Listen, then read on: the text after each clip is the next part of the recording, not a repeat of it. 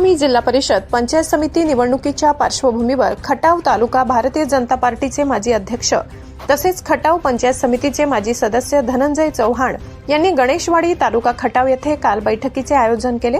गणेशवाडी येथे ग्रामस्थांशी संवाद साधण्यासाठी आयोजित करण्यात आलेली धनंजय चव्हाण यांची बैठक उत्साहात पार पडली। या बैठकीत ग्रामविकास, पाणीपुरवठा, रस्ते, आरोग्य व शिक्षण आदी मूलभूत प्रश्नांवर सविस्तर चर्चा करण्यात आली। यावेळी ग्रामस्थांनी आपल्या अडचणी व मागण्या मांडल्या।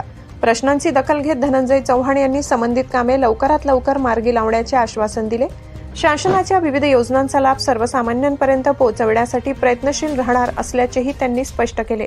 या बैठकीला उपस्थित मान्यवर अमर साळुंखे, शाळा व्यवस्थापन समितीचे अध्यक्ष सोमनाथ घाडगे, माजी सरपंच अंकुश राऊत, माजी उपसरपंच दादासाहेब साळुंखे, अमोल साळुंखे, तुषार राऊत, गोरख काळे, दादा शिंगाडे, रमेश शिंगाडे, माजी उपसरपंच रमेश बुरुंगले, राहुल राऊत, तुषार जगदाडे, दत्तात्रय राऊत, नानासाहेब कोळेकर, हनुमंत सजगणे, सागर सजगणे, देवेंद्र सीतापे, ग्रामपंचायत पदाधिकारी, स्थानिक कार्यकर्ते व नागरिक मोठ्या संख्येने उपस्थित होते। कार्यक्रम शांततेत व शिस्तबद्ध पद्धतीने पार पडला।